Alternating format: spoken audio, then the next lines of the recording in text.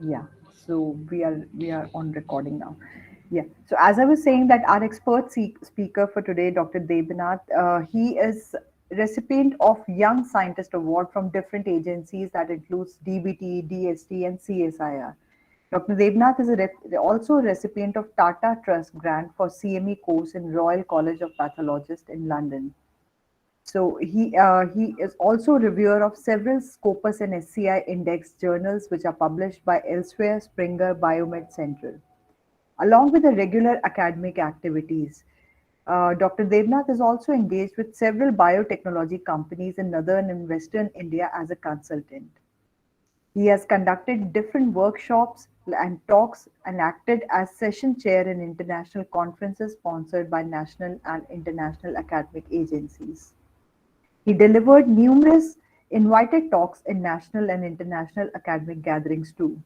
So currently, Dr. Debnath is guiding a group of international students for their internship from Russia, Turkey, and West African countries.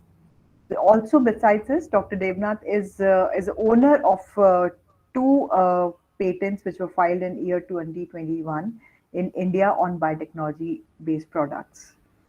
So, with this profile, with this background, I warmly welcome all the participants also and our expert speaker also for taking over today's session that talks about how we can engineer enzymes through CRISPR-Cas and how what all benefits it can offer to the industry. So, Okay. Thank welcome, you, Dr. madam, Pradeep. for the yeah yeah. So we'll start sharing the screen and enter into the discussion. And I'm thankful to Atal for providing an excellent platform for interdisciplinary talks and brainstorming, where teachers are conducted events for teachers and research scholars. So this is absolutely great. Madam, just let me know whether the screen is Yes, sir. Your screen visible. is visible to us. So, what we can Okay. see is Okay. your screen showing. Yeah, Is this yeah, yeah. visible, madam? Yes, it is Okay. visible. But it is not completely visible. If we can zoom out little bit, because Okay. yeah, little less zooming. Yeah, it's it's visible.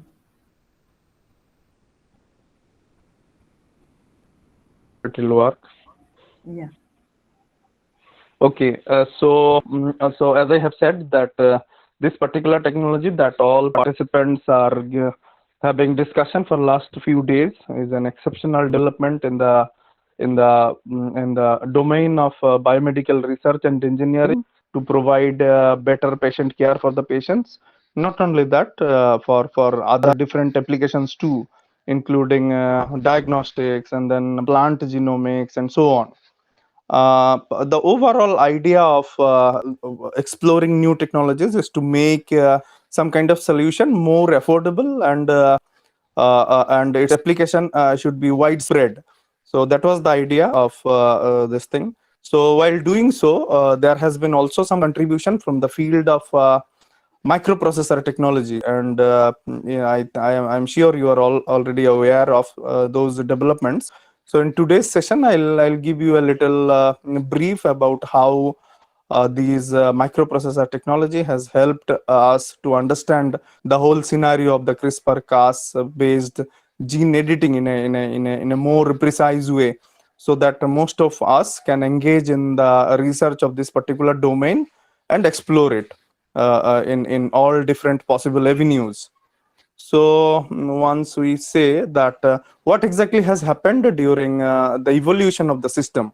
So as you have already understood that the Cas9 enzyme is a multi domain enzyme which have different subunits called the endonuclease domain. Then there is a some recognition domain, and then a helicase domain. So multiple different domains are combined into a single hollow enzyme, and therefore it can bring about the substantial change, that is to identify a particular target sequence on the basis of the the guide RNA and then binding with it with a high specificity, and then opening the double strand by the helicase activity, and then eventually produce the double stranded NEX by means of the restriction system, or shall I say endonuclease system, isn't it? So what exactly has happened during the evolution?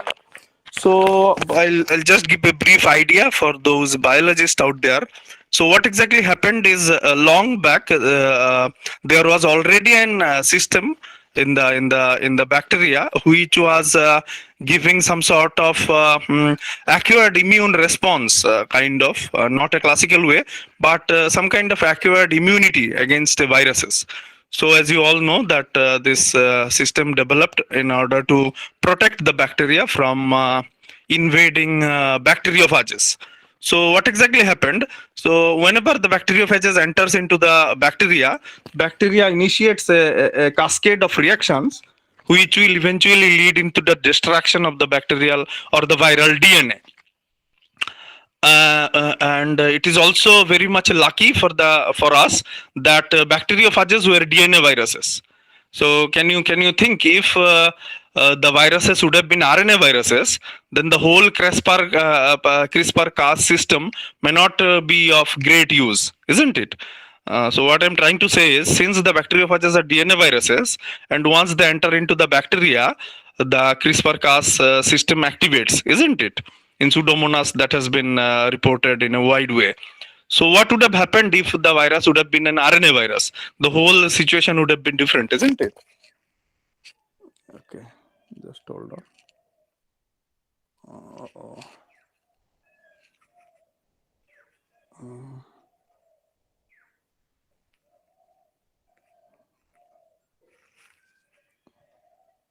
So what has happened is, just hold on.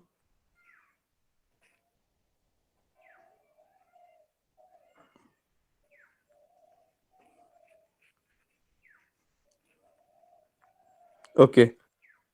Okay. I'm still connected, I guess. So what exactly happened is, since this is the DNA virus, so there was an advantage, because this system now we can use for editing the DNA, isn't it? So it would have been an RNA virus, and the evolution would have taken place in this way only. So we couldn't have used this for there. Between the parent DNA and the newly entering DNA. We already are aware of it. So that is the methylation system. So what exactly happens is, in the bacterial DNA, whenever there is a ATGC sequence, the thymine group becomes methylated due to the methylase system, and therefore the internal bacterial system can differentiate between the newly invading DNA of the bacteriophage and the older DNA, that is the parental DNA, isn't it? So methylation system is an important this thing which has led to the overall evolution of the system. If methylation system was not there, what would have happened is, the restriction system would have broken down all the other DNA which is already there in the bacteria, isn't it? Then comes the restriction system. Now in restriction systems, as you all know, it is mainly of a kind of nucleases. So these nucleases, what it does is, it identifies a specific pattern of the DNA and produces single stranded or double stranded NECs on the basis of the which kind of nuclease is this, isn't it? So this was already the background, and later on, due to some more need of the inbuilt immunity in the bacteria, the CRISPR-Cas system has been developed, isn't it?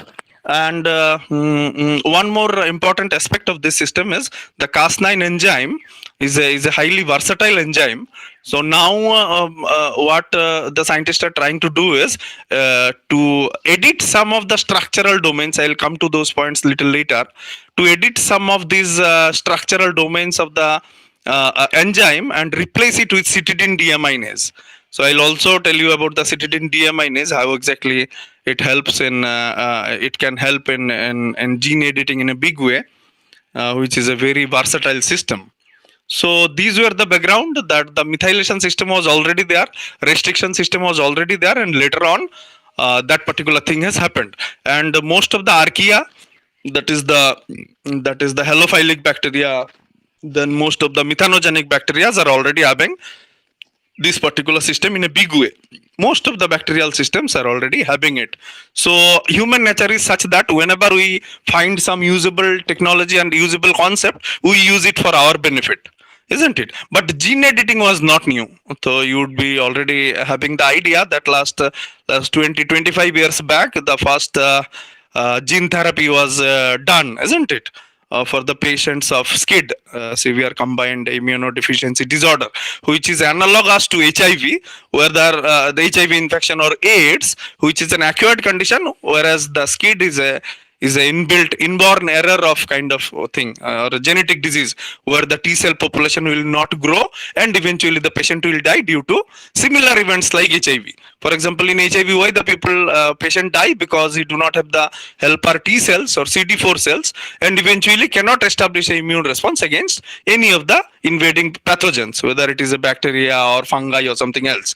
So the patient usually dies due to what, TB or flu kind of symptoms, isn't it? Because it do not have any kind of sustainable immune response, because the whole pathway is shut down. Because if the interleukins are not produced from the helper T cells, so no other immune response can work, isn't it? The similar condition was there in SCID. But in SCID, what has happened? A conventional gene therapy was introduced. That also, I am sure you all are already aware of, where you are putting a vector DNA and do the genetic engineering thing by cloning a particular gene of interest and put it into the host cell. So in that way, what happens is, and by homologous recombination, the wrong gene will be replaced by the good gene which is present inside the vector, isn't it?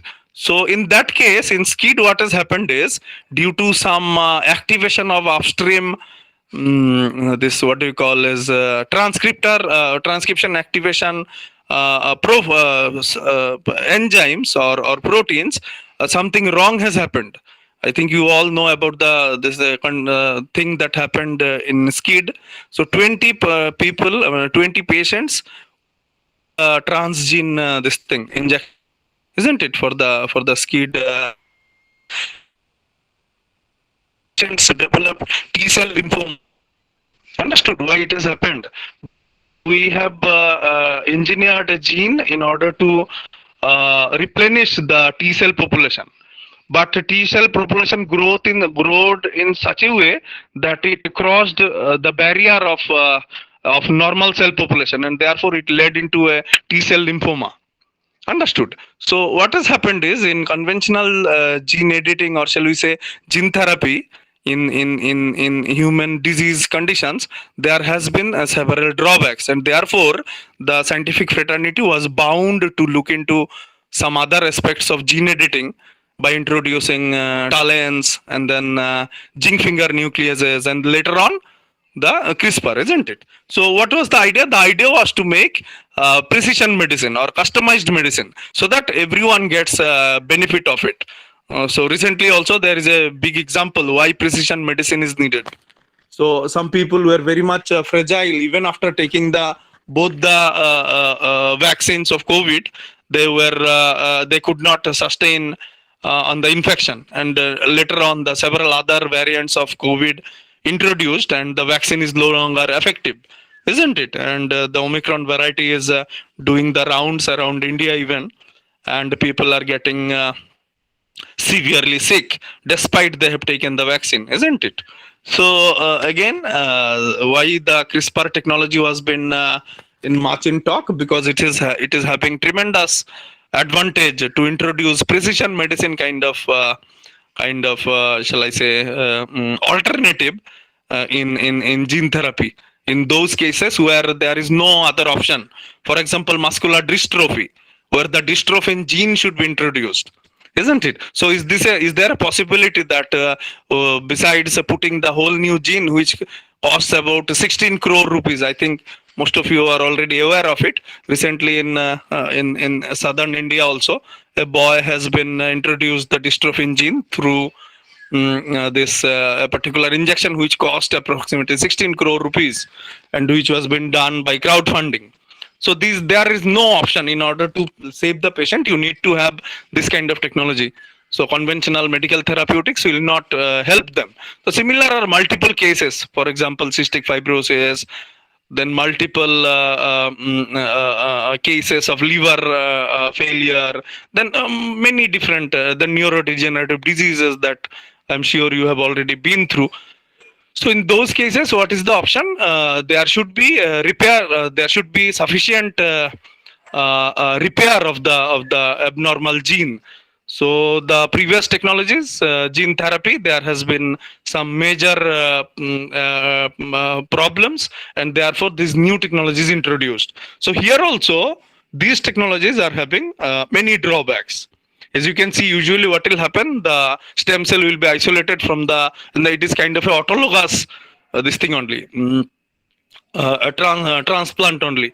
The stem cells will be taken from your body. It will be engineered and eventually get back to your body again, so that you are having sufficient pool of the transgene. So in this case also, the talents are having some major disadvantages, because the proteins are basically, these particular enzymes do not recognize the DNA. Instead, it recognizes the proteins. So the overall packaging needs to be done in a more stringent way, and the enzymes which are responsible for talent-based editing are very huge. And whenever, as you know, if you introduce a foreign protein which is having significant higher molecular weight, it will eventually lead to many different immune responses. And there are possibility that your protein will undergo autocatalytic destruction, and or some kind of like cell-mediated interruption, and therefore it not reaches the target tissue. Similarly, in zinc finger proteins also, there has been several disadvantage. Therefore, this particular technology, as you all know, the clustered the DNA palindrome sequence based editing has many advantages. So once it introduces the double-stranded nick, two kinds of DNA repair system again gets activated. So I'll also put a little this thing on the DNA that is inbuilt DNA error that we are already having. Our technology is also cannot be said that it's completely alien, but similar events already takes place in the human body. But those things have a particular kind of limit, and you cannot engineer them. On the contrary, this CRISPR, you can engineer on the basis of if you change the structure of the guide RNA, you can definitely target to any kind of DNA that you wish for, isn't it? So this thing is very, very simple. The concept is not very tough. It is very, very simple. You engineer a particular kind of target RNA or guide RNA, and on the basis of that, you can target any of the genes. But there is one disadvantage as well. So I'll talk about it. So I'm also very much sure that you have already had sufficient discussion. Madam, could you tell me whether the slide is sufficiently visible?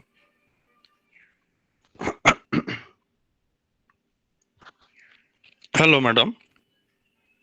Are you connected? Yes, sir, it is sufficient, sir.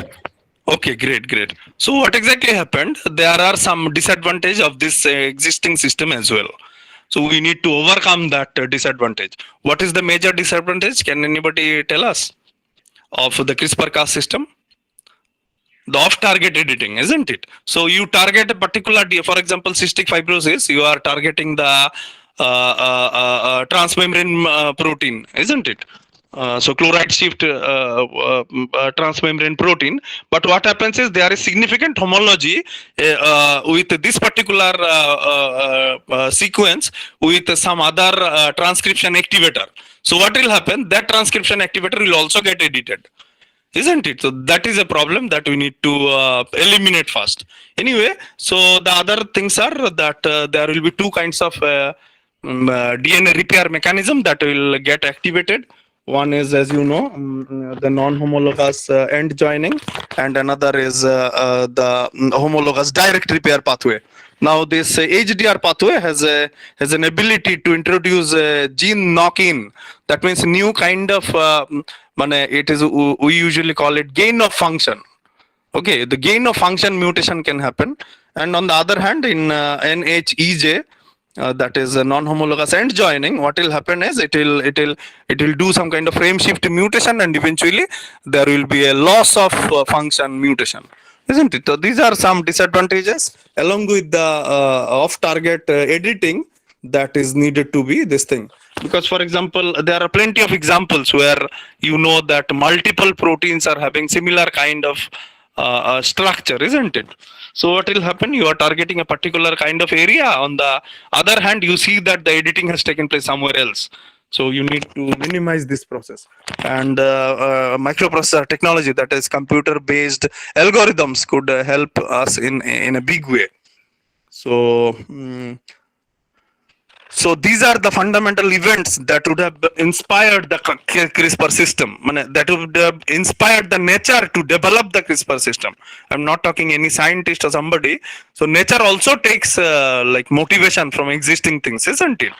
So these are the things which would have given some kind of motivation that nature builds that CRISPR system in this bacteria, which is that template based polymerization. Very, very important concept, very fundamental to a concept which is template based polymerization. We'll get to know that in most of the information pathway, this process is very, very important. Then there is proofreading, again a blockbuster technology that would have been has been imitated in all sorts of technology, in mechanical engineering, computer science, everywhere. Proofreading, this particular concept which is already there in nature. Then repair mechanisms that I have already spoken about. So all these are the things which must have inspired nature itself to get into a higher level of what we call repair mechanism, which is CRISPR-Cas technology. So let us see what exactly happens in template based polymerization and what are the similarities between CRISPR-Cas. Okay, so here you see what exactly happens is there is a template. Okay, on the basis of the this Watson-Crick base pairing, you need to put the complementary this thing, and how the complementary base pair will a particular proximity so that bonds are being made. The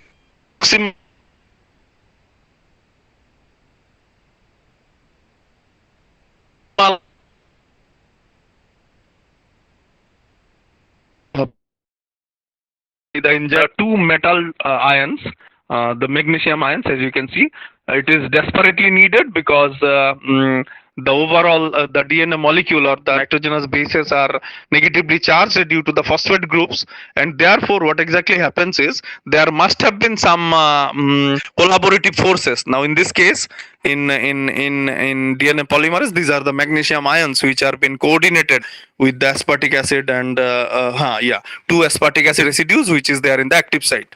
So what they do is they collaborate with a nucleotide, the growing nucleotide, and then it interacts in such a way that a new hydrogen bond is being built between two Watson-Crick base pairs, isn't it? So this is an important thing that was already there in nature.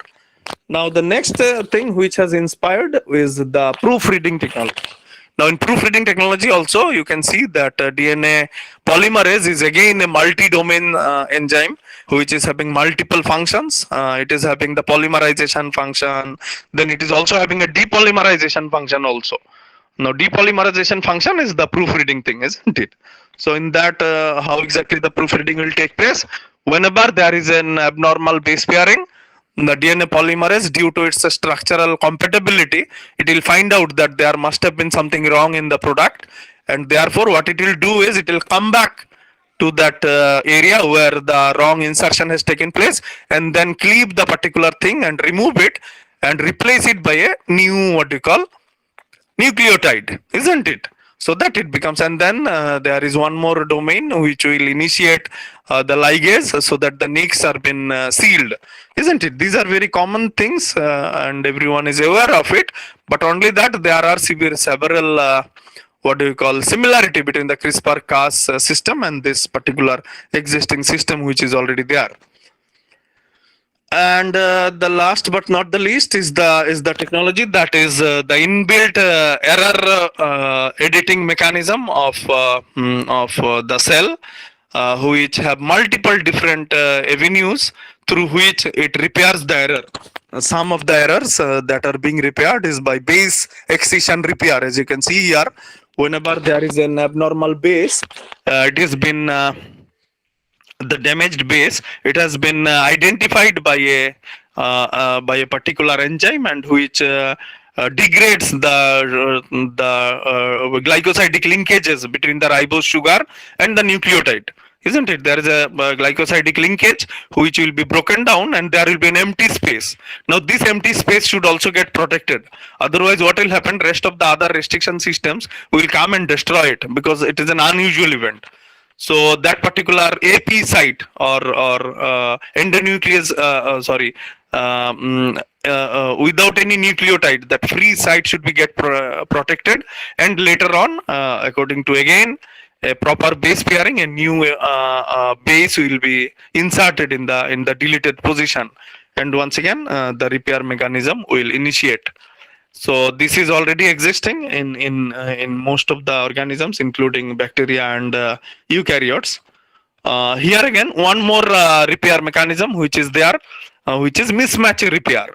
Here again also, a particular group of multifunctional enzymes will identify the GATC sequence, and inside the GATC sequence, the adenosine is methylated. Therefore, it will find out that okay, repair is not should be done on that strand, but on the opposite strand. The hemimethylated strand should be repaired, isn't it? So see how beautifully these things are designed. So it's absolutely stunning. So what exactly happens is, whenever the wrong base or this thing has been identified due to the altered 3D structure of the DNA, the protein will introduce a single stranded cut. Here you see it's a single stranded cut, and then the repair will be initiated, isn't it? So these are the things which are already there, but the problem with these systems is they all depend on pattern recognition only. I think you have understood it. But the problem with these existing systems is you cannot program them. Okay, it's an inherent system, and to program them, a huge amount of task is needed to be. So, so the better way to find out something already there in the nature. So these developed technologies, talents, then zinc finger nucleus, suitable thing, and CRISPR being most flexible for what you call programming, as I have said, so that a particular gene of interest can be targeted.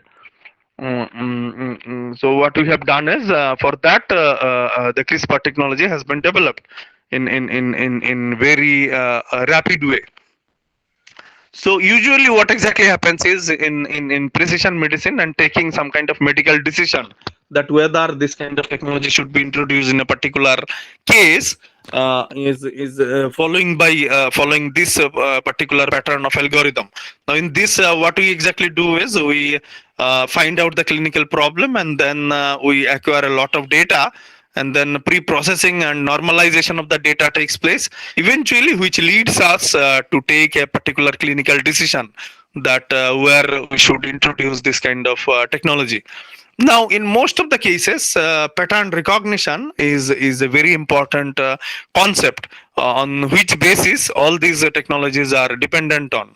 If you cannot recognize a particular pattern, you cannot activate the CRISPR-Cas system as well. So recently, this particular thing has been elaborated by computer scientists through a very popular terminology which is called machine learning. So it has also been seen that programming through computers is much more easy than that of programming in some real-time wet lab experiments, isn't it? So, is there a possibility that before doing the wet lab experiment, we can do a little dry run and then eventually find out what are the possible option in the wet lab? So, this will help you to minimize your costs. For example, like in order to take the tools that are necessary for doing your CRISPR experiment are very, very costly. Even the analytical tools, like you need to see whether a particular protein has been expressed or not, the fluorescent microscope and so on, the cell culture technology and all associated things that is there in the CRISPR-Cas9 based research platforms, and also even the sequencing tools.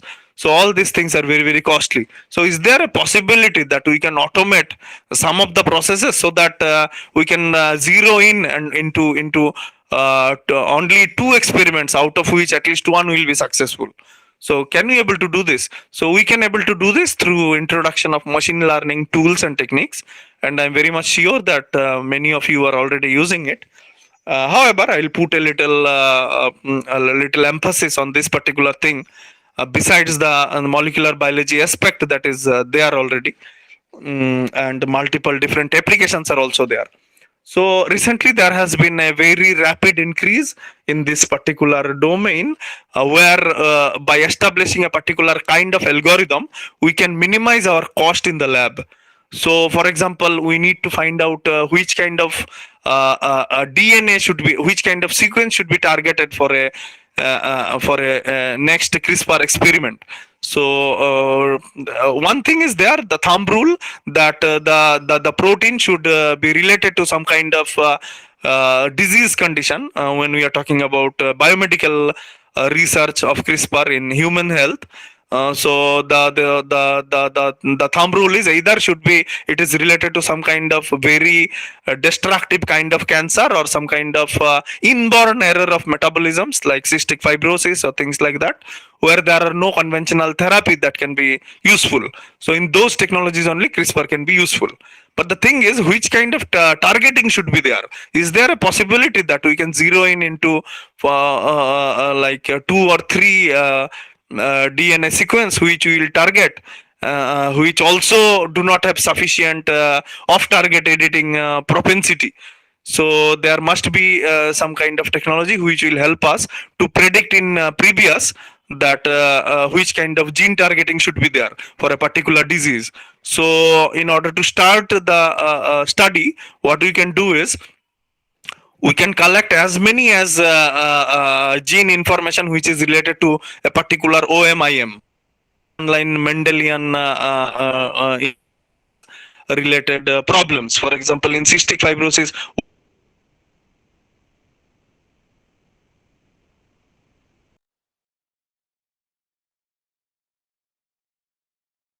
our CRISPR platform, isn't it? So what exactly is needed is you need to have an established algorithm which will help you to predict a future event.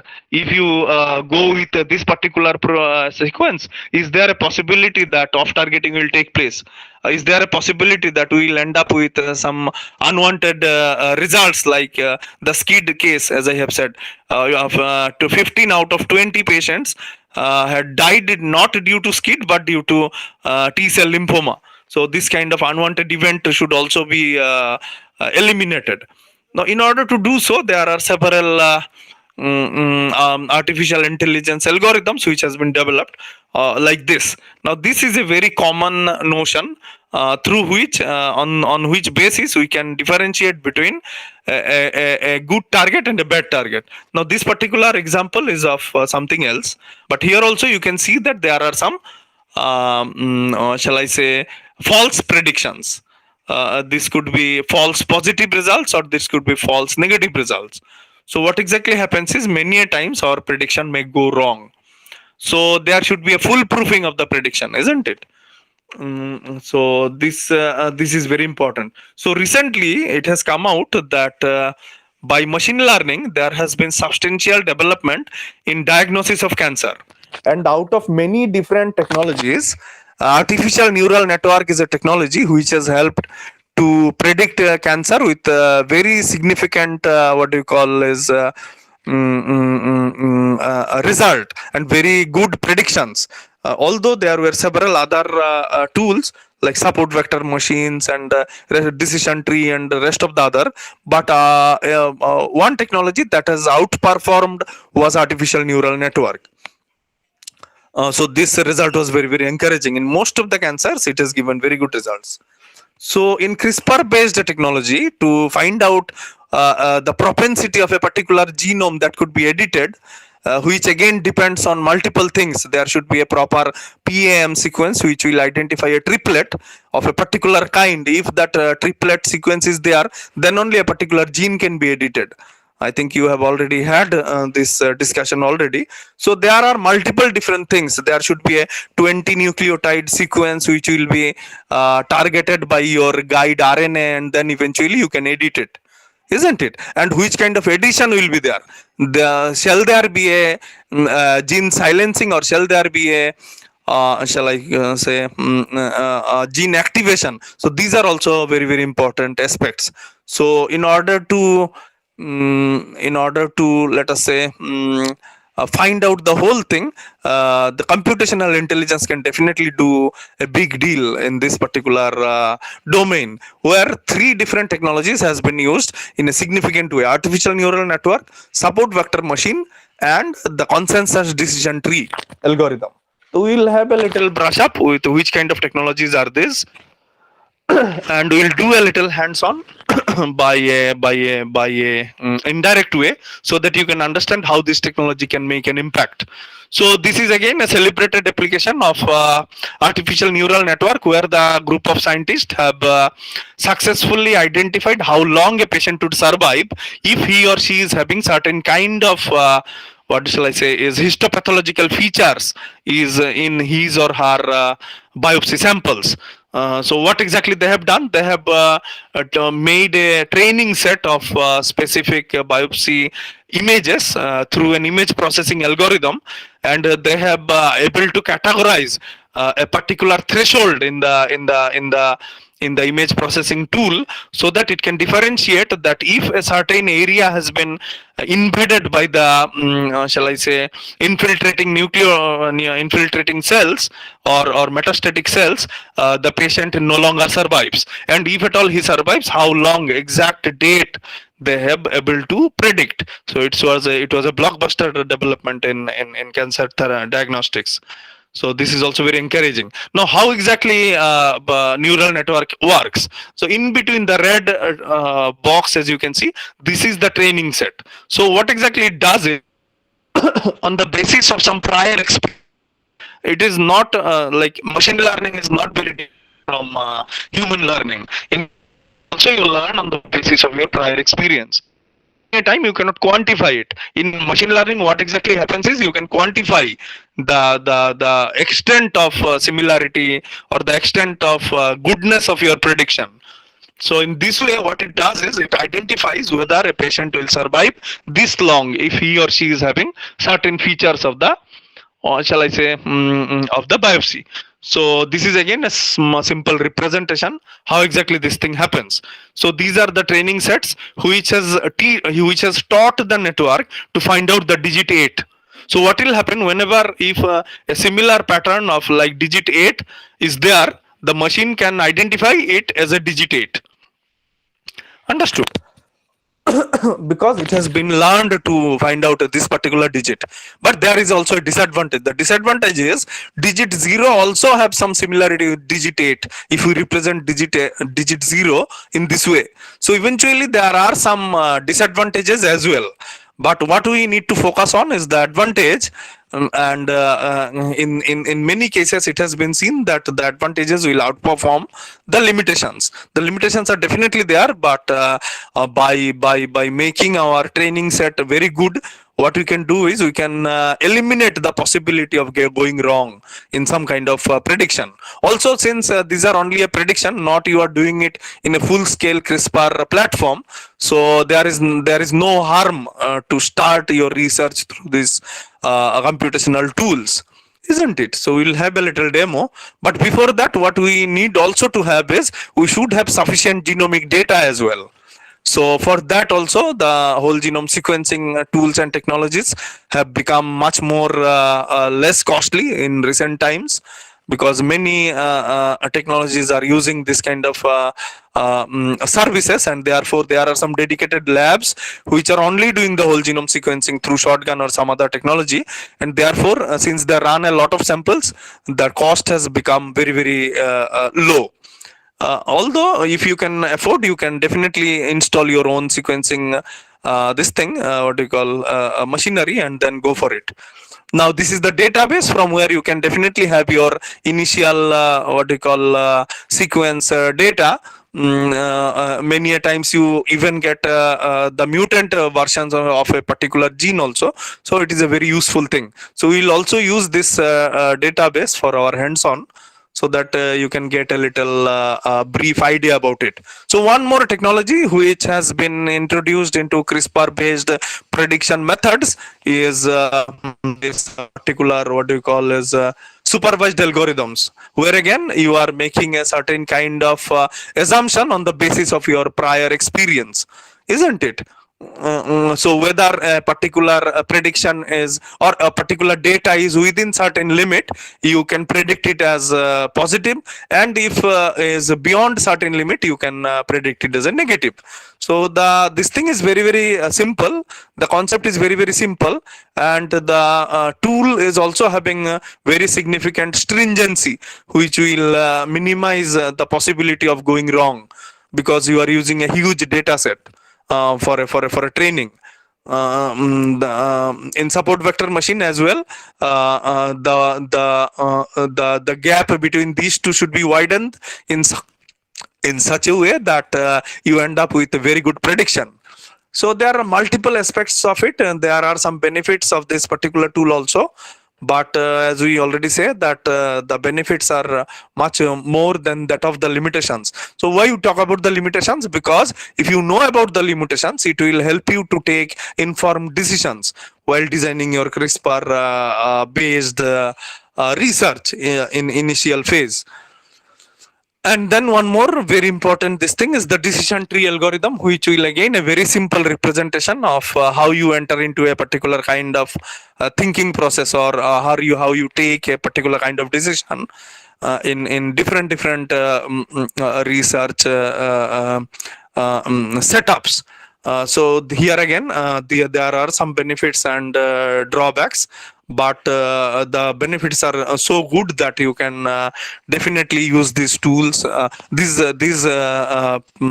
concepts for designing your experiments. So here again, a very simple representation. Decision tree is used for cancer diagnosis. Simple representation so that you can understand decision tree works. So patient comes to the doctor.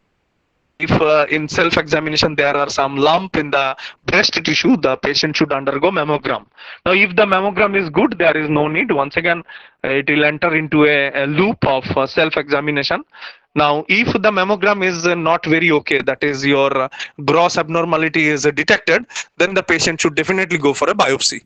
Now, in biopsy also, there could be two outcomes. If the biopsy is according to within a particular limit, so it could be a localized cyst which can be eliminated by an operation. But if it has crossed certain barriers, it would have entered into a phase where it is no longer benign and it becomes malignant, and the whole tissue should get eliminated, isn't it? So this is how the decision tree algorithm works. So ultimately, by combining all these factors, a particular pattern recognition tool will be there, which will help you to detect how much of CRISPR propensity is there in a particular sequence, and if at all it is there a possibility of off targeting, as I have given you an example. For example, you are repairing the T cell survival by means of engineering a particular transcription factor. So it happens to see that it has activated some other transcriptor regulator, and therefore it has ended into some kind of metastasis. which has already been there in the history of gene editing through conventional gene therapy. So it is always better, do not directly jump into a wet lab because it is very costly. For myself, we belong to a very a limited resource kind of lab where we need to do so much of back calculation before entering into a real wet lab situation. Anyway, it may not be the same for everybody, but definitely this kind of tool should help you. So now we'll initiate a little hands-on so that you I'm not sure whether you are already having using these tools or not, but we'll just have a quick this thing what do you call is hands-on. I'll request coordinator madam if she can help us in this regard. Madam, are you still there? This our coordinator madam.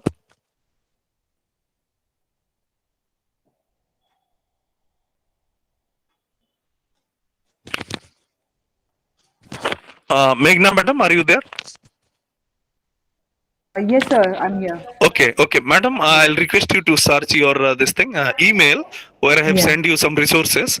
In Yes, I the have. first video, if you play, madam, in a mute condition, so that we will have a little this thing. I there were some limitations. I could not do it at a real time basis, No but problem. No this problem. video has been produced by our lab, and in this video, it will be demonstrated in a nice way what exactly can do with Yeah. machine learning approaches to in order to find out whether a particular genome is having the propensity to undergo a CRISPR based editing or not. So we'll have a little Definitely. demo there. So I'll just share my screen with everyone. Absolutely right, madam. In this Yeah. way only, you play the video in a mute condition so that I'll talk so that they'll able to understand what exactly is going on there. Yeah. So I hope everyone is able to see my screen. Yeah. So I can see. I'll First video, right, madam? I'll play the first video here. Yes. If you close the rest of the windows, madam, the bandwidth will be good and it will load a little faster. Yeah. So actually, these windows please are mute it. related to. Okay, fine. Madam, please mute it. Otherwise, there will be. So this is the thing we have already said. Madam, a bit faster. Means I mean a bit fast forward. Could you do? Yeah, I do that. A little bit more. Okay, it is not yet changing. So one more. I think I am going I'll on. check. You want this window? Fine. In this window only, madam. From this you start. Okay, a little bit earlier, madam. Just a little bit earlier. Here. Okay, fine. So shall I pause here for a second if you want to explain this? No. This has already been told. This part. From here. Right. Yeah, I'll So pause this for is a the second. toolbox. Fine, great, madam. So this is the toolbox which has been built by 3 different technology, as I have said. One is this support vector machine, then artificial neural network, and later on the final decision is taken by the decision tree. So what exactly is the toolbox? This is a very, very simple toolbox which you can use in a remote server. The calculation will be taken in a remote server. Install the software directly. So what exactly happens is play so that it can be thing. You can unpause, madam. So this what will happen? Okay, now this is one more data set that will be used, that is Homo sapiens insulin gene. So insulin, as you know, is a housekeeping kind of gene, and there are no much significant mutations that has been happened to this particular gene. Now second one is the beta globin gene, where a lot of editing is needed, as you already know, for reducing the propensity of hemoglobinopathies. For example, thalassemia, various kinds of anemias, and so on. Now, this is the third gene that we have taken in our study. This is the tafazine gene. Now, tafazine is a gene which is responsible for a inborn error in the heart, which is called Barth syndrome. It's a very rare kind of disease, which is called a kind of orphan disease. So, what we'll do is we'll check in these 3 genomes to find out. This is the complete CDS. To see whether the CRISPR propensity is how much. So we'll just paste it, and then this particular toolbox can predict CRISPR for human as well as for mouse. So now you see how exactly CRISPR takes place. So it will at first find the PAM regions. Can you see the green dots? green this thing nucleotides CCA, AAC, like triplets. So it will at first find out the triplets and then the 20 base pair sequence, as you know about the guide RNA, isn't it? So what it is doing is it is calculating the propensity, okay, and then it will demonstrate a list the possible areas where you can do the editing, okay. It's on the basis of the because the particular software has been trained with a particular kind of data that there should be this much these are the rules, and according to these rules only you need to predict. So this has already been told to this particular what do you call software, and it will later on, and it is keep going propensity, and it is establishing a probability from high probability to low probability, okay.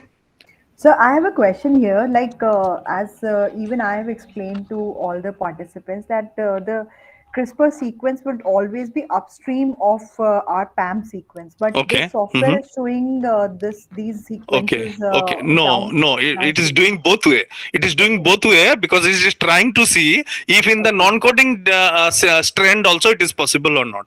All right. Okay. So are you getting, madam, what exactly it's trying to do? It is trying to find out the PAM, but if it is not good enough as per the probability, so it will look if there is a possibility in the non-coding strand.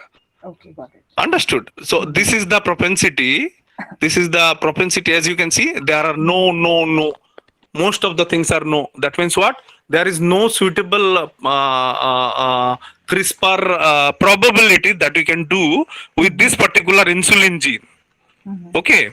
So I'm not telling that this particular tool is 100% correct, but it is definitely good enough because it houses 3 different technology for a single prediction. Now we'll go for the second data, that is by beta globin. Let's see what exactly happens in beta globin. So I would have already demonstrated it during the video. So it is trying to say that there is no off targeting also. If here also there is a very good this thing paradox. I'll come to that. Now this is this is okay. So I'm talking about the thing that you may ask that why you have not selected the whole sequence. We only selected approximately 200 nucleotides. Can you see? Why? Because that particular tool, no, it is having some limitations because it is for free, so it cannot do the calculation for the whole genome, and it will take so long that you cannot like complete this particular session. So I have only selected only the N-terminal region, that is the 3' end of the sequence. The participants may ask, no, why you have not selected the whole sequence? So that was the thing. So now this is the beta globin. Again, we are putting the beta globin. I will start the search again, and we'll see what exactly happens. Again, we will take 3 lines of the sequence, that is the 3' end, approximately 200, a bit more, I think 250 nucleotides, 250 base pairs we will take. And we'll paste it again and then put it in the find. And then what will exactly happen is, it is starting. Yeah. So is it like something like a blast? The PAM. Right. And because what BLAST does is, okay, fine. Since you have said, now what BLAST does is, BLAST looks for similarity in multiple different sequences. Okay, and it has exactly nothing to do with some specific kind of propensity. It only looks for similarity on the basis of the UPGMA or which kind of algorithm you have selected. So what it does is it searches in multiple different areas and brings you a lot many more sequences which are similar to your target.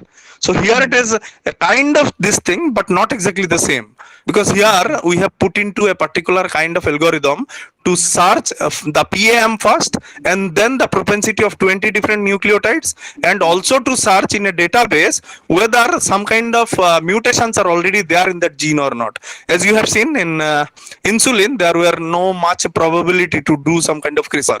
Because why? Because it is a very standard gene and it's a kind of housekeeping gene, something like the genes that regulate your glycolysis. So the glycolysis is a fundamental thing, you cannot change it, isn't it?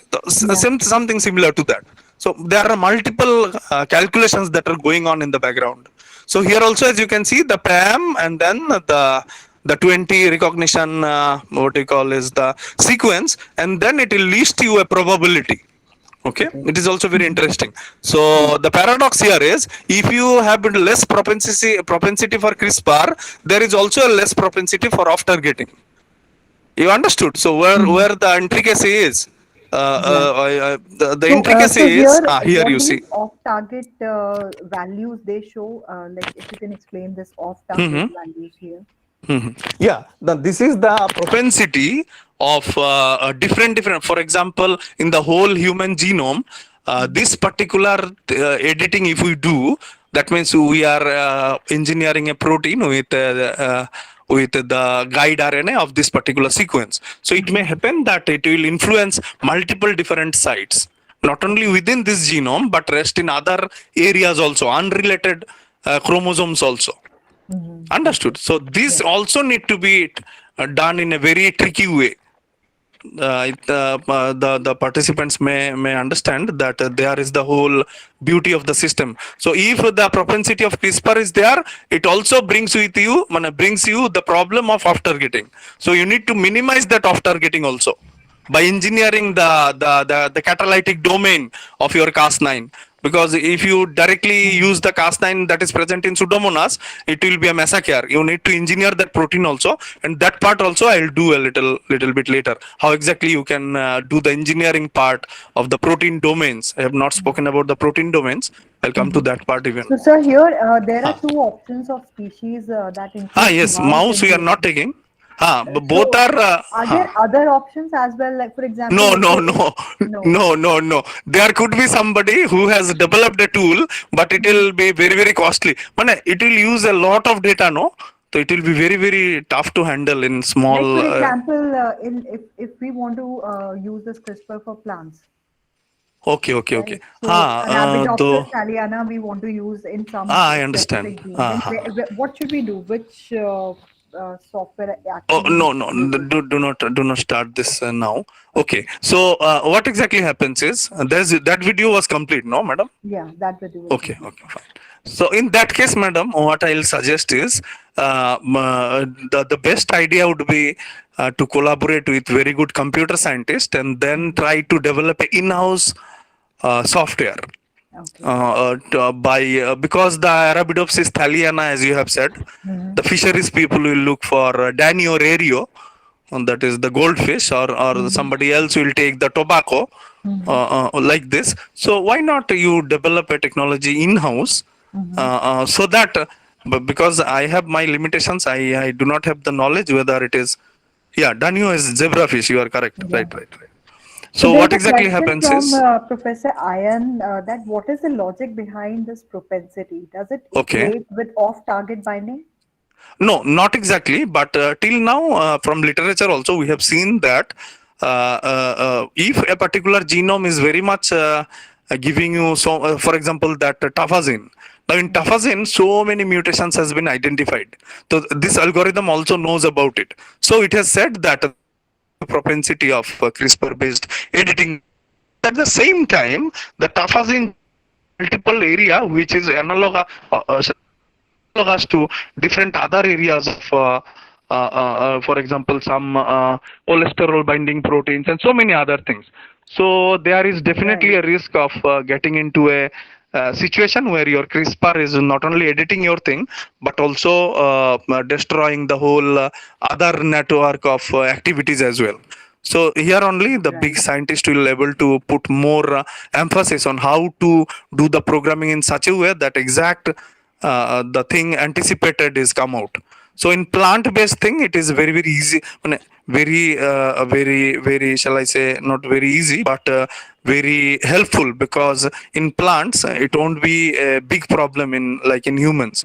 Because if you start a clinical trial based on CRISPR and you end up with something bad condition like the thing as I have said in SCID, so it will be a very bad thing. So in plants, the scientists, I'm sure, they are already looking forward to some kind of removal of this particular problem by silencing some of the gene or putting those genes. One more thing that we can do is, for removing the off targeting, Just one second. I have not completed. There are many other things to be told. So one more thing that can be done is, why not you put that particular other genome which you have once identified that these are the off targets. So you switch those genes for a longer period of time by introducing more coiling in the gene by means of what we call is epigenetic regulations. So are you getting, madam? We are Yeah. targeting the tafazine, and we are Right. switching off the cholesterol metabolism pathway completely by introducing what do we call histones, so that it will be tagged inside the histones, and once it is no longer available for the Cas to cut, so there will be no cut, isn't it? Because the histone will cover the whole the rest of the other area of the genome in such a way that Cas is there, but Cas is not doing any kind of action because histones are already there, Okay. isn't it? In Yeah. this way, so epigenetic regulation, then programming can definitely be there. So I'm as I sure the understand, Dr. uh, Surabhi, so it is that uh, propensity is a very broad term of CRISPR. So it includes definitely. if your restriction enzyme is actually working in that particular organism system or not. It includes if your target gene contains different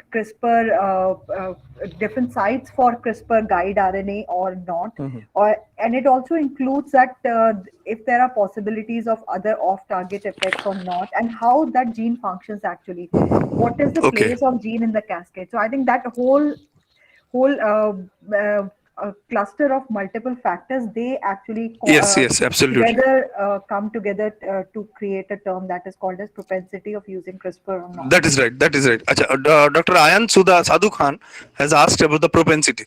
Now, Yeah. propensity is nothing but a probability or a statistical terminology which will tell you that how good your gene is for doing CRISPR-based editing.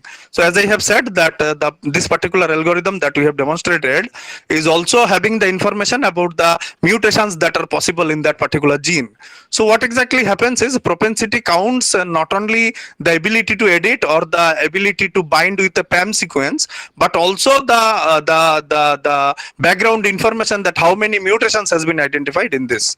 Okay. Now, once again, you have asked about no, it is not equating with off-target binding, but yes, there is also a possibility that if CRISPR is possible, the one more algorithm will search for similar locations or homology of that particular gene with some other, as madam has said, some blast recognition it will start, and it will find out where are the possible off targets. Now it is up to you the how you can handle that off targeting. Either you initiate shall I say that epigenetic regulation, as I have said, by activating histone deacetylase or things like that, or by some other method. And one more, Professor Sir Stanley has asked, sir, while the selecting the PAM sequence, there is any chance of missing out the targeted sequence? Okay, okay.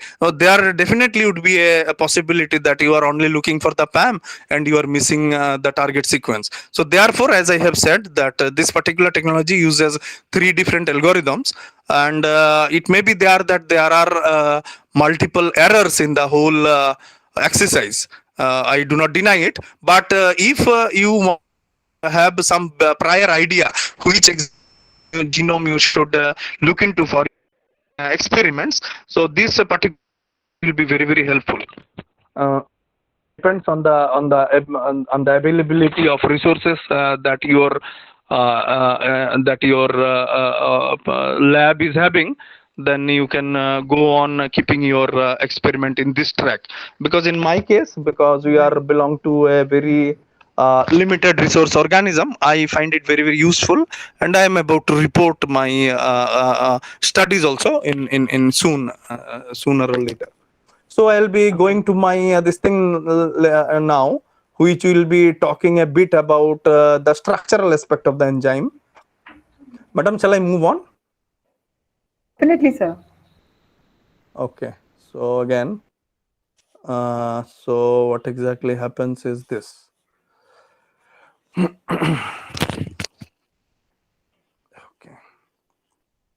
So we have tried to elaborate a bit on the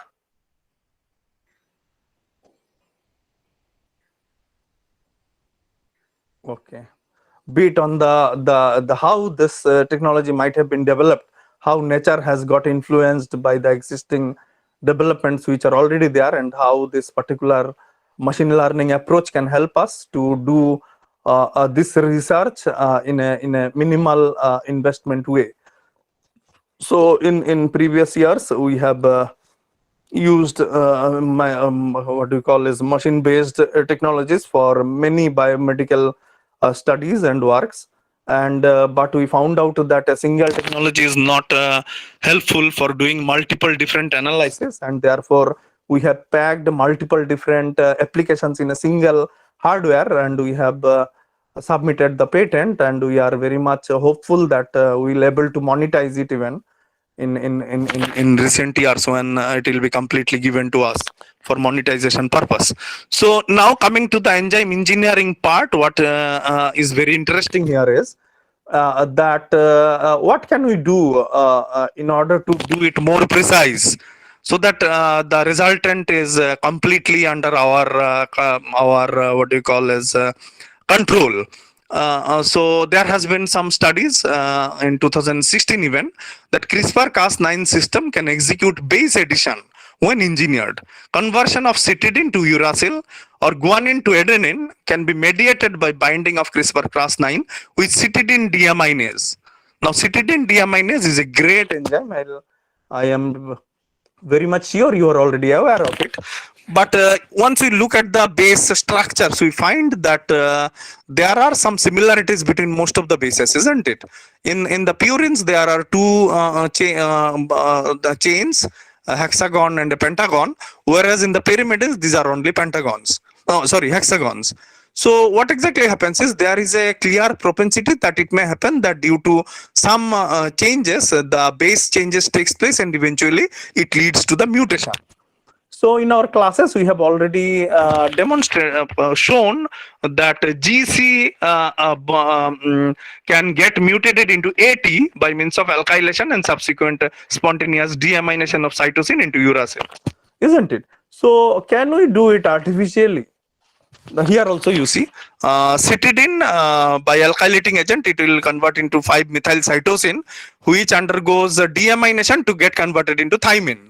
So GC becomes GT. On the other hand, GC will convert into AT even, isn't it? When the cycles of cell division will go on, in one strand if it is T, in opposite strand it will definitely be an A. So eventually what will happen is GC will get converted into GT, isn't it? So here again, if we see the base substitution, what exactly happens? So if you see the structure of cytosine and uracil, only the amine group difference is there.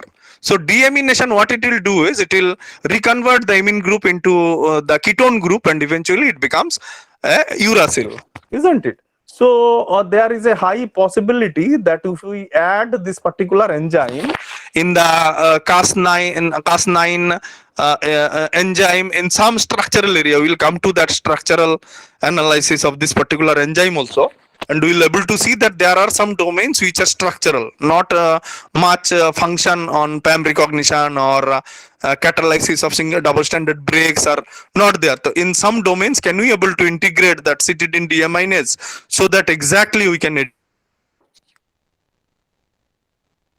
go some kind of conformational change, and which will eventually lead into a particular kind of product. So this will be done in low cost. That is in any of the synthetic process. If you want to do, okay, it is if you want to do some kind of process, it will take a lot of temperature, heat, pressure, and so on. But with enzyme, it can be done in a very simple way. So these are different domains which has been identified by a particular algorithm. These are 4 different domains. CRISPR associated endonuclease, then CRISPR associated endonuclease Cas9, PAM interacting domain, then there is a recognition lobe, recognition domain, and there is the HNH domain which introduces the cut. So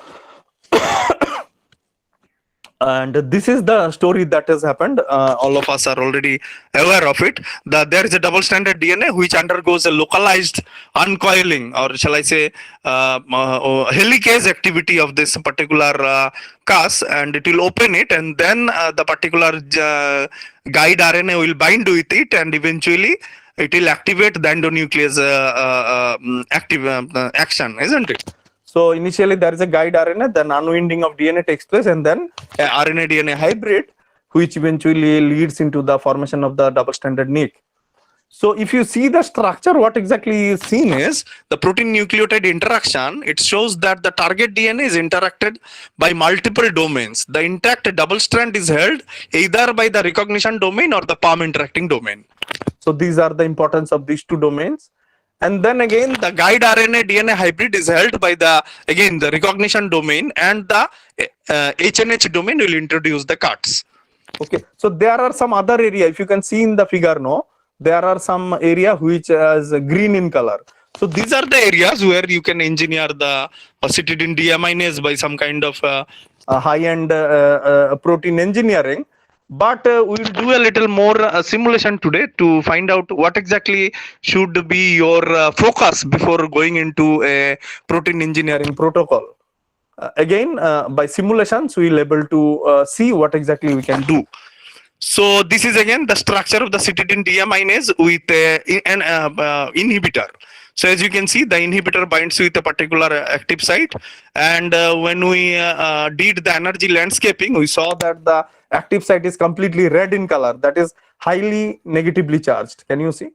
Okay. Why it is highly negatively charged? Because the nucleotide, for example, this is D-azacitidine, which is a structural analog of cytidine itself, which also helps as an antiviral drug as well as an anti-cancer drug.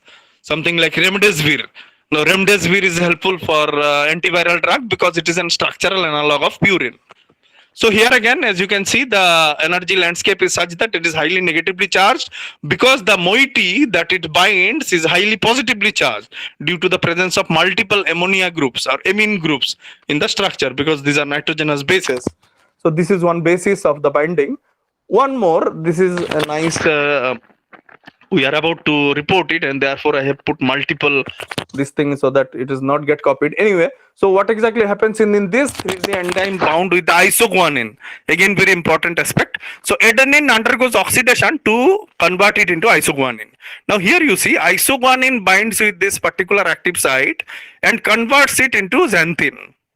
Okay, so two different, this thing has also been isolated. One isoguanine bound cytidine deaminase and xanthine bound cytidine deaminase. Both were present in the same active site. What does it mean? It means that the deamination of isoguanine through the cytidine deaminase brings about the formation of the xanthine. Here again, the active site electric, shall I say, ionic behavior is such that it is completely red, which is nothing but highly negatively charged area. And the active site belongs to amino acids like aspartic acid and glutamic acid, which are mainly negatively charged particles. So can we able to engineer the whole thing or the whole active site into the, what do you call is the active site of the Cas9? So protein engineering till now has given excellent results, and these are some celebrated examples I would like to share of some other persons who have reported these results in a nice way. So as you can see, wild type enzyme was there which was able to accommodate a product to convert a substrate into acetaldehyde. Okay. The mutant, which is E473Q, that is the 43rd, it has converted from EE to Q, that is into phenylalanine, and then it accommodates a larger product, that is a benzaldehyde, in order to make an entirely different product. The same enzyme, only because of a single mutation, it is able to accommodate an entirely different kind of substrate, and in order to make a completely different product. So there is huge scope that enzyme engineering can play. Now here again, one more very celebrated result of enzyme engineering, which is accommodation of benzoyl-CoA. So 3-malonyl-CoA is a larger substrate which is usually accommodated in the particular enzyme, and after the gene editing, or shall I say enzyme engineering, with a single substrate elimination substitution, the active site structure has been re-engineered in such a way a completely different substrate, that is 2-malonyl-CoA, can be introduced. So in the wild type enzyme, 3-malonyl-CoA should be there. as a substrate in order to produce a product. But in the engineered enzyme, only because of a single substitution, what has happened is a 2-malonyl CoA can be accommodated. So these are very interesting results that has been already been reported. And now how exactly it happens? Now here you see the previous active site which accommodated 3-malonyl CoA is much larger. In the contrary, the new active site which is somehow modified, as you can see, it can accommodate 2-malonyl CoA. So what it try to say is a significant amount of three-dimensional alteration can be possible by means of multiple tools. For example, error-prone PCR. These are very common methods. These are again a PCR-based method where you are changing the primer itself so that you can introduce a particular kind of a change in the nucleotide. And these are again all PCR-based methods only, which can help you to engineer a particular kind of substitution in the enzyme structure. Now again, as I emphasize on the limitations of resources in smaller labs like ours, our anticipation is very high, but limitations are there. So how to overcome those? Why not again use a particular toolbox which uses a probabilistic classifier method to tell me how good a mutation could be. So if the mutation is good enough, it will be resulting to a very stable protein. In the contrary, if the mutation is not sufficient to introduce a particular anticipated goal, it can also give me a result that no, this particular mutation is no longer good. Now, on what will be the basis of this prediction? The basis again will be the previous published results and previously published data, which will be used as a shall I say training set, and from prior experience, likelihood and evidence, we will able to do the posterior predictions that how good a particular mutation could be. So in that particular toolbox, the result comes like this. Okay, so it does a particular kind of alignment by means of multiple different tools, and eventually finds out if a particular mutation is can be accommodated in a particular site or not. So we'll also do a little hands-on with that particular tool, so that to understand that how good a mutation can be. So there are several this thing also, limitations also, but before talking about the limitations, I would say that it has helped in a large way in a research limited setup to understand where you need to introduce your mutations in your protein engineering pipeline. So madam, again I'll request you to please play the second video, and we'll have a little demonstration from your side. Sure, sir. I'll just share my screen. Yes. So these are the Sir, different aspects. You'll have to stop sharing the screen. Right, I have stopped it. Thank you. Okay. So dear participants, once we are through with the second video, I'll share the attendance link again.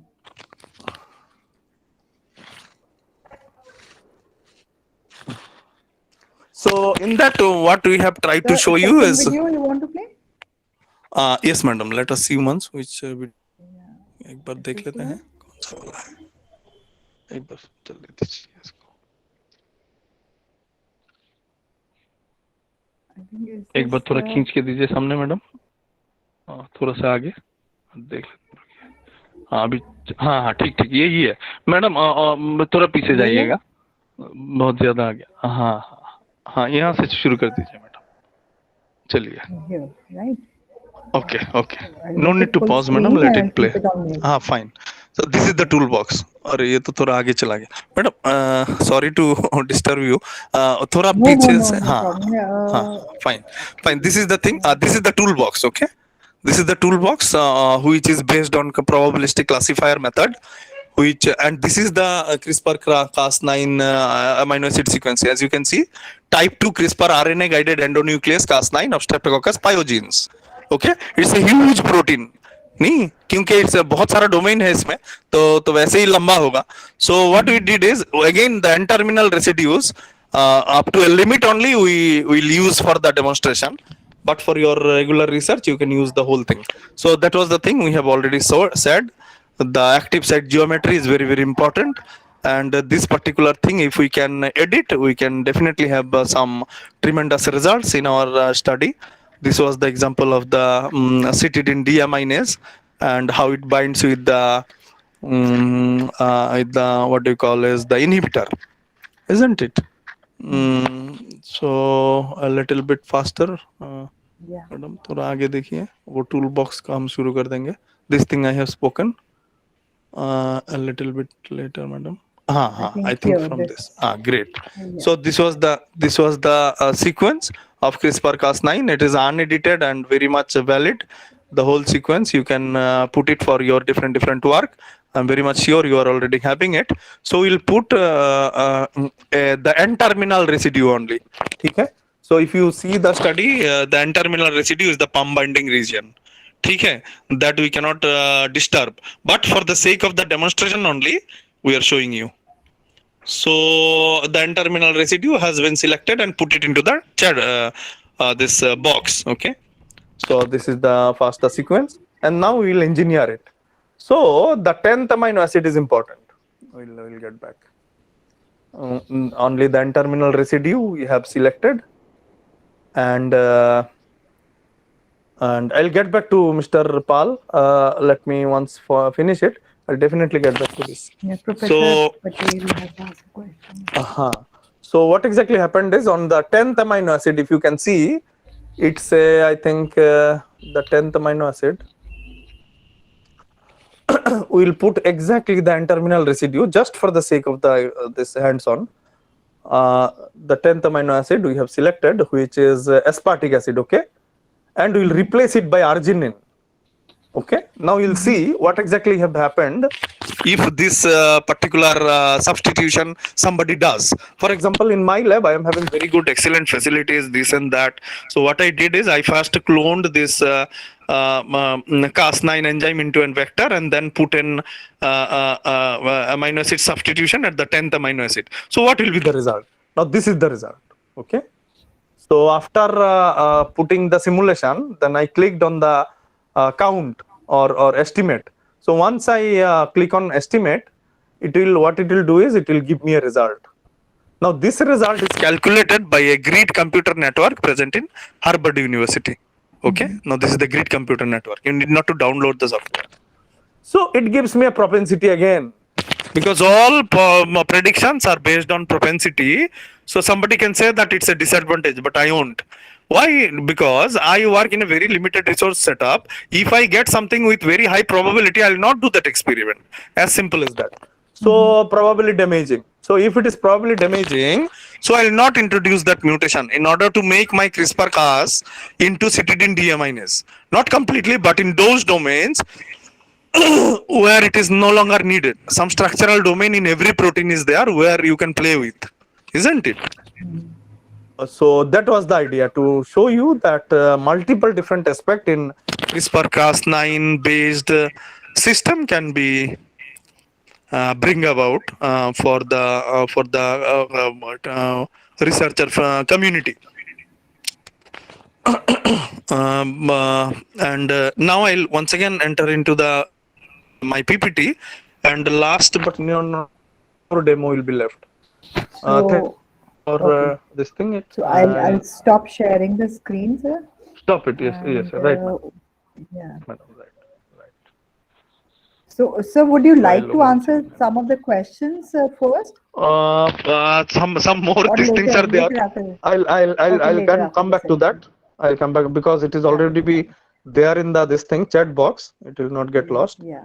So we'll So come back. participants, in the meantime, I'm sharing the attendance link again. Please fill in your attendance for this. Okay. First So and here second is one session. more aspect. Fine. So here is one more aspect of stability of the enzyme. Now, just we have seen that if the amino acid region is such that you cannot play with it, you will summarily reject the idea. One more aspect of this protein engineering aspect would be the stability of this thing. What do you call is the system. So once you have, for example, like you forget about destroying the palm recognition sequence. You think that okay, without palm recognition only we will do. But whether your protein will be stable enough to do the real-time experiment, that is also very important, isn't it? You have produced a protein which undergoes inclusion body formation and eventually get eliminated by antigen presenting cells. So what is the use? Isn't it? Otherwise, what can happen is your protein is not properly glycosylated. Your protein is not properly, shall I say, edited by means of some other amino acids which needed to be done for addition of a ion of like some calcium binding proteins. So what will happen? Your protein no longer stays in the system itself. Later on only it will able to do some kind of activity, isn't it? So that is also becomes very, very important aspect. You are introducing some kind of activity in the protein, that is fine, but whether this protein will be stable in the nature or not, that is also important. So how do we estimate this? On the basis of the free energy content. If the free energy content is beyond a particular threshold, your protein is no longer stable, and it will convert into a inclusion body and then eventually eliminated by some sort of kind of like scavenging systems, no, inside the cell, lysosome based pathways and different other pathways. So this is, again, you need to have a certain idea about the stability of the protein. So how do you do this? Okay, and the hands-on simulation of CRISPR-9 that I have already spoken, deploying the probabilistic classifier tool based analysis, and then the thermodynamic stability analysis is also become very, very important. Okay. Now, how do we estimate the thermodynamic stability of different domains? For that, we are having a very good simulation method, that is the elastic analysis, or shall I say, the quantum mechanics force field. So we'll have a little demo which will able to show you that how the different domains will behave and what will be the overall what do you call as stability if you edit a particular protein. Forget about the activity, whether it will be stable or not, it becomes a major question. So let us see one more video by madam. Madam, I'll request you again to put this thing, what you call as the third video, madam. Madam, I am audible, no? Yes, sir, you are audible. So I was just The pasting third the video. attendance link for the audience. So, okay, now I'll share. So as you can understand that in one way, it has been reported that citidine deaminase, if you introduce, okay, so it can do wonders in your gene editing platform. But how do you do this? I have given a simulation. Now the second simulation on the basis of the stability of the protein. Is this the Okay, same great. video you wanted to see? Right, madam. Right, madam. Now this is the energy landscape of this Cas9, the sequence, no, that we used, and this is the this thing. As you can see, blue areas are positively charged, and the red areas are negatively charged, isn't it? Mhm. So what exactly happens is this is a protein which is having different areas with a different ionic environment, which is very, very needed for multi-function to behave. So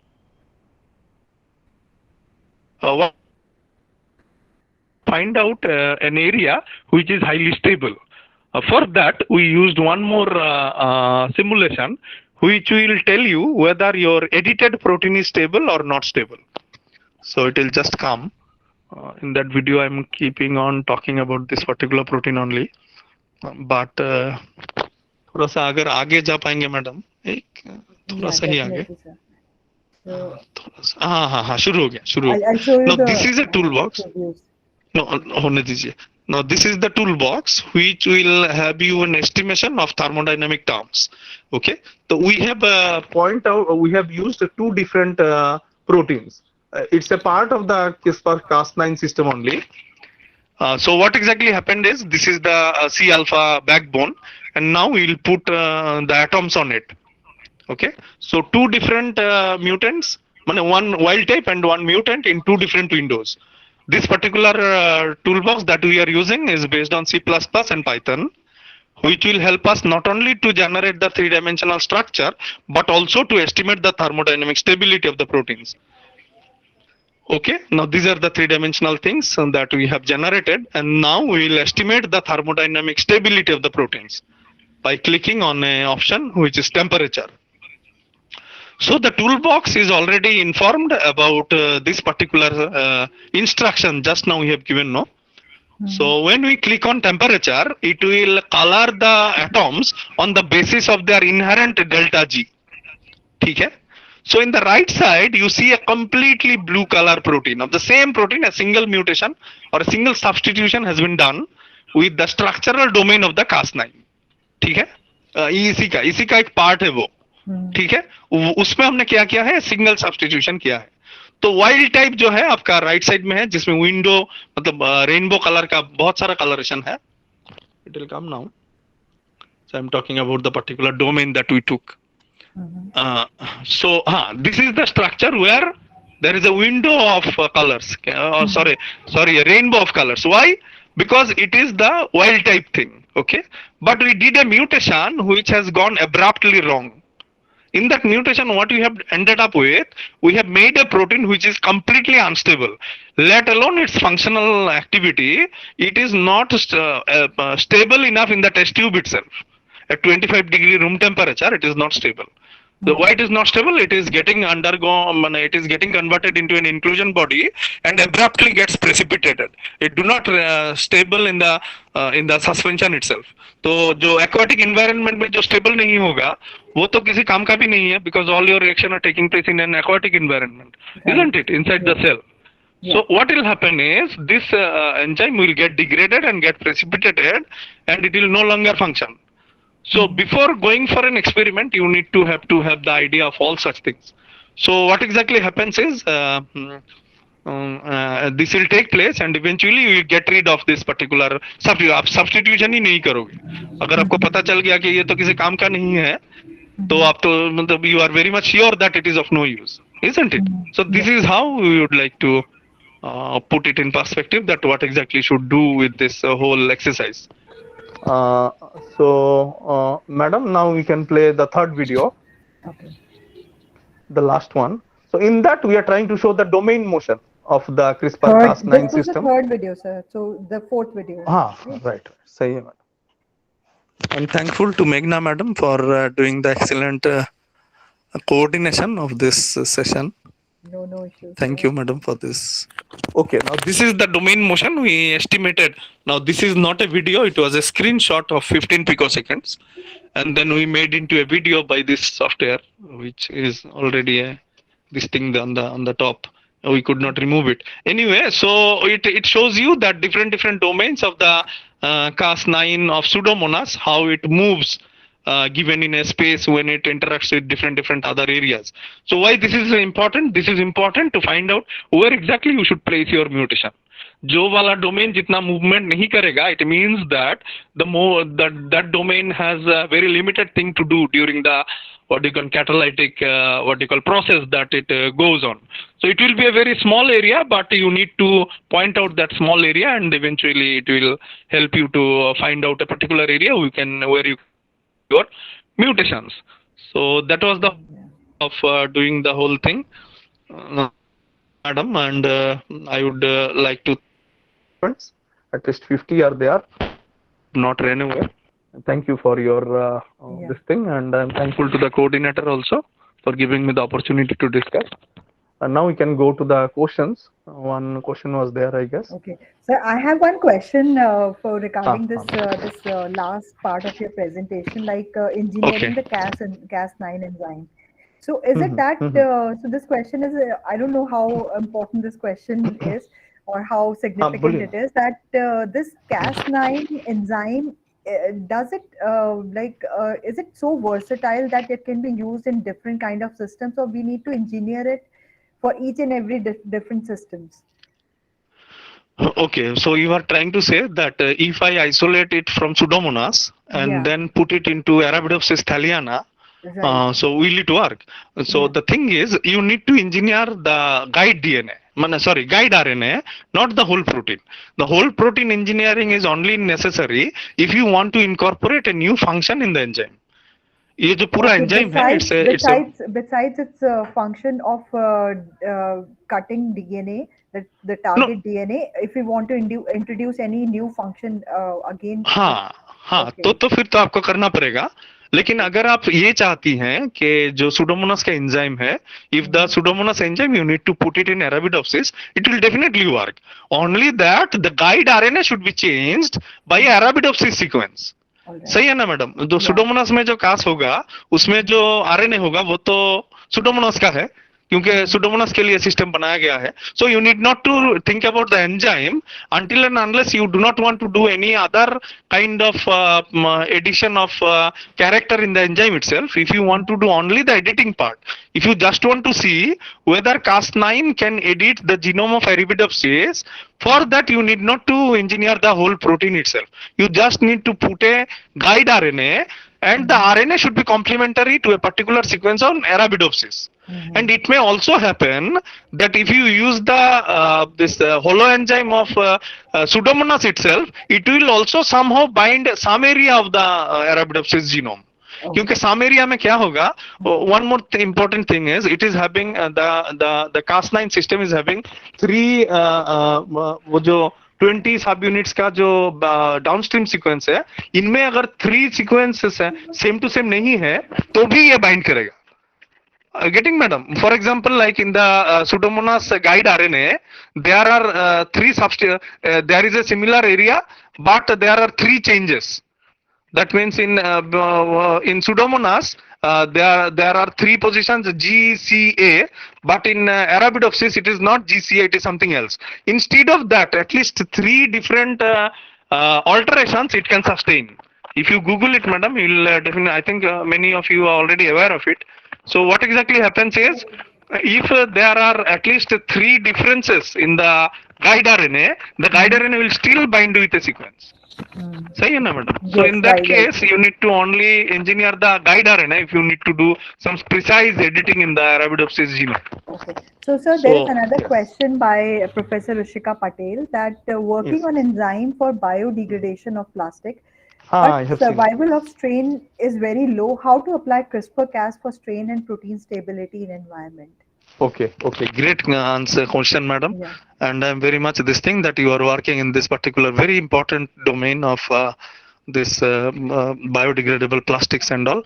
So what exactly happens, madam? You need to also find out what exactly the problem, why this instability is taking place. Is there for less copy number of your gene construct? Is there some physical problem, that is the plant is or the bacteria is producing some kind of toxins or some kind of secondary metabolism interfering with the sustained growth of the system? Okay, environmental factors. Okay, so if there are environmental factors, then you need to minimize those.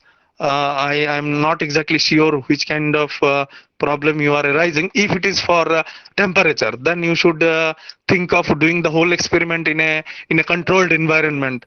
Toxicity of, as I have said, most of the things are there.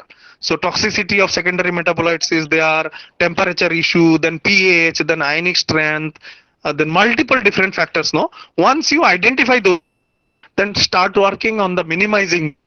If there is a temperature issue, try to put it in a freezer or a very good temperature centrifuge where you can even what you call enhance the reaction kinetics also. Then if there are some secondary metabolites, then try to put some membrane, some dialyzers which will get rid of these secondary metabolites and go on with your experiment. So likewise, I can, if you are the principal investigator yourself, I can give you these suggestions. Otherwise, if you are a researcher all by yourself, then you should definitely talk to your guide that you have identified these problems and tell us some solutions of this. So eventually, likewise, you can definitely go on. And I'm very much congratulate you, madam, for doing this particular kind of work. And I'm very much hopeful that CRISPR-Cas9 or similar technology will be definitely helpful for you also. Any other question from participants? You can either unmute yourself, raise your hand, or even type your Definitely. questions in the chat box. Mhm. So I'm very sure with this hands-on session today on designing guide RNA and also on engineering the enzymes associated with CRISPR, you must have learned a lot, and many questions must be arising in your mind. Okay, so Dr. Patel wants your contact details. So Yes. maybe Yes. Ruchika, I can connect you Yes, with yes, sure, Dr. sure. Surajit directly. So you can, if you want, Sure, you can sure. share your email on the chat box. Okay, okay, great. Yes, I'll put it in messages. Sure. If you want, I can put your email here. Please, madam, please. Please, Yeah, I'll do that. No problem. Okay, okay, okay.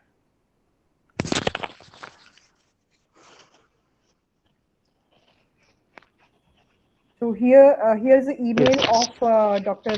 Surajit. So you can always get in touch with her for any kind of doubts if sure, you're sure. working in the same area. Yes. Sure, sure.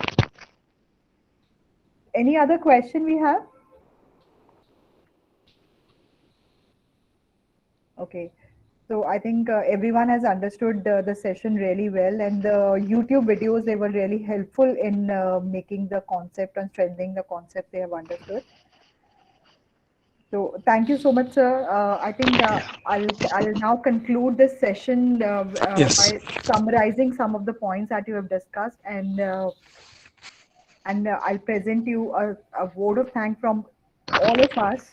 So, as Dr. Surajit has today in his session explained about different genome engineering tools that are used.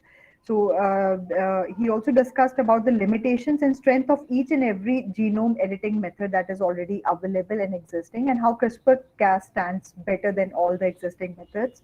Also, we learned about the pattern recognition engineering tools which are available and how we can use it for our research purpose. And we also learned about the methods used for artificial neural network and support vector machines and many other methods for making the CRISPR-Cas system optimized and usable in different type of organism systems also, even in different environmental conditions.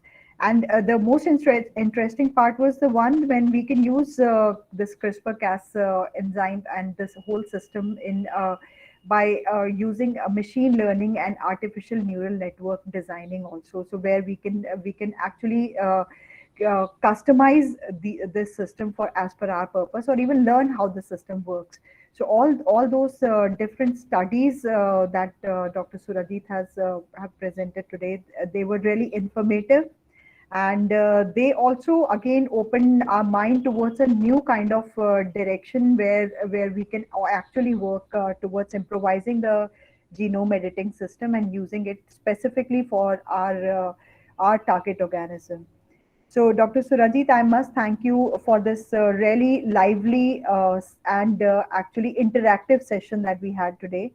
And it was a great learning experience for all of us, for all the participants, and even for me. Thank So, you. Thanks a lot. thank you, Dr. Devnath. So, and a lot big thank you for all the participants for starting this session little early today, and your active participation even 1 hour before our regular time is commendable. Thank you, Thank you. everyone. Thanks a lot. Yes, ma'am. Thank you, sir. So have a great day, sir. So we'll keep in Thanks. touch. Thanks. And also, sir, Sure. I would request you to share some of the links of the website that you have shown here for guide Sure, RNA sure. designing and for simulation. If you can share Right, with right, us, right. I'll share with all Right, the right. participants Absolutely. Thank you. later. So we have a WhatsApp Okay, group. okay, okay. Yes, Yeah. yes, yes. Thank you, madam. Thanks a lot. Okay. Okay. Thank you, sir. Have a great day. So, dear participants, so please again fill in your attendance in the form that I've already shared, and I'll again share that link for attendance, and also will again gather here using the same link at 12 noon for another informative session by Dr. Rita Sharma from BITS Pilani. So she is going to highlight how promoters and other sequences they can be manipulated for CRISPR-Cas based genome engineering. So see you after 1 hour again here. So you can log out now, and if you've filled your attendance, and then rejoin at 12 noon using the same link.